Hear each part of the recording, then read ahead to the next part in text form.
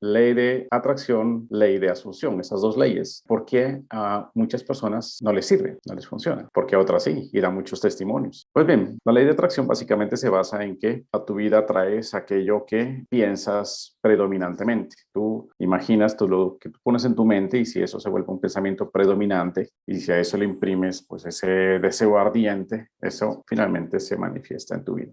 ¿Qué sucede que a algunas personas no les funciona? Bueno, hay muchas razones, empezando por la misma creencia. Si una persona no cree en esa ley, pues ya está manifestando que no funciona, porque si no crees, no creas. Entonces, desde mi experiencia, para no hacer más largo el cuento, desde mi experiencia les digo, la ley de atracción sí funciona, pero no te da la plenitud de la vida. O sea, te lleva a vivir en una serie de saltos, o sea, de objetivo tras objetivo tras objetivo que me manifieste, y ahora otro, y ahora otro. Y a la final eso es como una rueda de hámster, estás ahí, ocultando de una u otra manera un vacío interno, como que con eso que manifiesto creo que voy a lograr esa plenitud a nivel de mi ser. Más bien uno lo que hace es como ocultarlo, enmascararlo. Llega entonces ahora la ley de asunción. Y hace poco entonces, como les decía, la obra de Neville Goddard ya había asomado en mi vida hace unos 2 años, pero hace unos pocos meses hacia acá fue que decidí profundizar, dado que me la estaban nombrando por aquí y por allá. Inclusive muchos de ustedes en mi canal ya me habían hablado de la ley de asunción. Dije en algún momento, bueno, pues ya a ver qué dice Neville Goddard. De los videos que hice hace poco, hubo un momento en que algo de lo que él dijo en alguno de esos audios, ni recuerdo cuál fue, pum, hizo un clic así, pum. Y que cuando ya profundicé en qué es esta información, ni siquiera era la ley de asunción como tal de Neville Goddard, sino cuando él ya habla de la promesa. Eso me hizo un clic a mí muy profundo. Lleva a través de la promesa a comprender que nosotros ya en algún momento de nuestro ascenso espiritual dejamos de ser el hijo de Dios para convertirnos en el Padre, o sea, en Dios. Entonces eso, boom, me hizo un clic poderoso. Y entonces ya estudiando la obra de Neville Goddard, entendí que el mismo Neville Goddard había hecho un proceso similar, o sea, él había utilizado la ley de atracción, pero él sí ya desde un comienzo la purifica del deseo. Aunque él habla y utiliza la palabra deseo, pero el mismo hecho de que utiliza la palabra asunción, ya con eso te muestra que tú ya no tienes un deseo de lograr un objetivo, porque cuando asumes el objetivo, asumes quiere decir que ya lo das por hecho, o sea, ya lo tienes. Entonces, cuando tú tienes algo, ya no sientes deseo por ese algo. Con eso se corta la energía de deseo, que es una energía de baja vibración. Asumes, das por hecho. Y él cuando habla por qué la ley de asunción no les funciona a muchas personas cuando le hacían esta pregunta, y él decía, es porque todavía no lo sienten natural, o sea, todavía no asumes, no has asumido, estás en un juego de deseo, quieres algo, quieres manifestar, estás en una actitud parado en desde donde de deseo, quiero eso, o sea, lo que estás manifestando es que no lo tienes, o no lo has hecho, o no eres todavía eso. Pero cuando ya tú asumes, o sea, te pones en la actitud de que ya eso que tú pones aquí ya lo tienes, o eso que tú quieres hacer ya lo estás haciendo, o ese ser que quieres ser ya lo eres. Ahí entonces se purifica el deseo, totalmente alineado a lo que también enseña Vadim Selan en su obra de Reality Transformation. Se purifica el deseo porque ya te desapegas de todo el resultado, que el resultado ya está dado internamente, aunque todavía acá físicamente no esté todavía perceptible. Entonces, esa es la clave de la ley de asunción.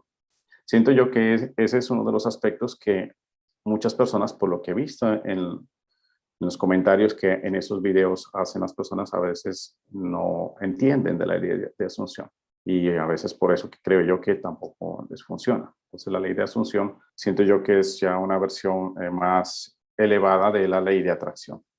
Ok, vamos a responder alguna pregunta. ¿Qué opina de la sincronicidad y de personas que se han ganado premios a base de casualidades, pero que ellos conscientemente ya lo tenían en su mente? ¿Qué opina de esto? Casualidad, estamos hablando en niveles de la razón hacia abajo, que se cree que todavía en la vida hay azar o hay suerte, pero cuando tú ya vas avanzando en tu nivel de conciencia, te das cuenta que no hay realmente casualidades o suerte, o sea que todo lo que llega a tu vida es porque tú de una u otra manera lo has venido generando, atrayendo, manifestando. Utiliza la palabra que quieras. Pero tú eres el creador de todo lo que vives, principalmente de manera inconsciente. Por eso es que le llamamos suerte. Entonces, eso que a veces llegan premios no es tan suerte, es Siento yo que es por ahí. Nos dice Iván, nos dice, también se puede ver el ejemplo de Napoleon Hill, desde piense y hágase rico a burlando el diablo. Sí, es un buen ejemplo. O sea, como Napoleon Hill también su nivel de conciencia es muy distinto en lo que escribió en Piense y hágase rico a lo que escribió burlando el diablo. En Piense y hágase rico estaba en esa función de, pues, de las claves para poder manifestar esa riqueza, ese dinero. Bueno, es muy bueno ese libro, obviamente. Pero cuando tú lees Burlar al Diablo, ahí se da cuenta uno que ya el mismo Napoleon Hill llegó a otro nivel de conciencia. En ese momento ya él sabía que ya no era tanto de ir a manifestar cosas afuera, sino ir a trabajar adentro. Adentro, porque adentro está esa energía luciferina, el arquitecto pues, de esta ilusión, que en algún momento tú crees que es, como es el arquitecto, entonces piensas que no puedes manifestar nada acá en este mundo ilusorio, sino es con su permiso. Y uno en aras de poder contar con su permiso, se hace amigo de la sombra. Hagámonos aliados. Es algo que se mueve en el mundo del coaching, que a tu sombra o al ego, como le quieras llamar, hay que hacérselo un aliado para que te empodere. Y entonces el ego siendo un aliado tuyo, y si consigues tus objetivos. En el coaching se mueve mucho esa creencia. Entonces ahí te quitas ya toda esa percepción de que tienes que pedirle permiso pues, a una fuerza, a la sombra, al arquitecto, para manifestar acá. Vuelves y vas adentro. Ya con esto que hemos visto aquí, la ley de esas resonancias, a trabajar en ti, pulir todo lo que tengas que pulir adentro y naturalmente a tu vida llegarán las cosas adecuadas para ti, cosas que a tu nivel humano ni siquiera te imaginas. De ahí esta frase sabia que dice que la vida a ti no te da lo que quieres, sino lo que necesitas. Esta frase que llega en esta película de La princesa y el sapo. Si no la han visto, véanla. Que el espíritu, o sea, nuestra identidad más elevada, sabe lo que realmente necesitamos pulir adentro antes de que seguir complaciéndote en caprichos de tu ego aquí en manifestaciones. Y me llega el tema de los karmas, o sea, porque finalmente todo este universo ilusorio es un solo karma, o sea, el karma universal, porque karma, la etimología de karma es acción, es movimiento. Entonces, este universo, y esto no es esoterismo, magia espiritual, esto es ciencia. La ciencia sabe que el universo, o sea, aparece y desaparece, aparece y desaparece, aparece y desaparece. Y ese desaparecer y aparecer con un ligero cambio hace la ilusión de que nos estamos moviéndose, de que hay un movimiento, y ese es el karma. Para trascender el karma del universo no es con esta ley de atracción, ni de resonancia, ni de asunción. Siento que ahí es donde llega lo que Neville Goddard llamó la promesa y que David Hawkins le llama el estado de gracia, que es algo que ya, como un curso de milagros enseña, no depende de ti. Ya ese paso, ese último paso, lo da Dios. Neville Goddard dice, esa promesa a todos nos va a llegar en algún momento. No es por merecimiento, porque uno haga que ahí se pula o a un camino espiritual, ahora sí estoy listo para la promesa, ¿no? O sea, el ser más mundano, vil de este mundo, en algún momento, pum, le puede llegar esa promesa, esa gracia, ese toque de Dios que, pum, ya.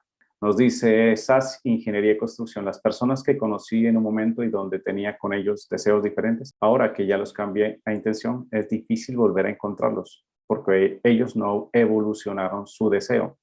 Bueno, eso es algo que sabemos ocurre cuando nosotros trabajamos en nosotros mismos y nuestra vibración cambia de manera natural por resonancia.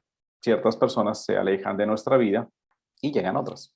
Hay que saber aprender a manejar eso, no caer en juicios. Es decir, ahora yo soy más elevado y esos amigos con los que antes tomaba trago, ya, ellos se quedaron allá en el mundo. No, y estás cayendo, y cuando juzgas, te bajas, digo, te bajas inclusive menos que ellos. Hecho el espiritual, pero juzgando estás menos que los que toman trago allá, porque ellos están felices en su estado, son coherentes con su estado. Entonces, no, o sea, si tú sabes que subes tu vibración, naturalmente ya a ti no te llena ni te llama la atención seguir en ciertas actividades y eso naturalmente hace que ciertas relaciones, amistades se alejen. Pero llegan otras y hay que estar abierto también. Van llegando otras personas que tú te sientes mejor. Eso sucede. Es difícil cuando a veces quien se necesita alejar porque no están resonando a la misma vibración es tu pareja, por ejemplo. Es difícil y lo he tenido que vivir yo también. O sea, que tú empiezas a trabajar internamente, pero tu pareja no, y entonces en lugar de ser pareja se comienza a ser dispareja. Ya disonancia, ya no hay armonía, sino empieza eso a ser disonante y entonces Y si a eso le sumamos que se ha construido hogar, hijos, casa, bueno, todo eso. Entonces hay que saber que en el camino espiritual se tiene que vivir ese tipo de situaciones a veces porque uno empieza a construir una vida desde un estado de conciencia. Y si uno empieza a moverse a otro estado de conciencia y no va con la pareja al lado, no se puede. Toca, como que dice, construir algo, pero volver a construir toca desarmar eso y volver otra vez. Tenemos que saber que es así esto. Si este camino fuera fácil, estaría muchos iluminados, ¿no? Pero bien lo decía Jesús, o sea, el camino es estrecho y todos son llamados, pero pocos los que eligen escuchar. Estamos entonces, mis queridos Live Surfer, muchas gracias. Nos estaremos viendo entonces en un próximo video. Gracias. Que Dios los bendiga.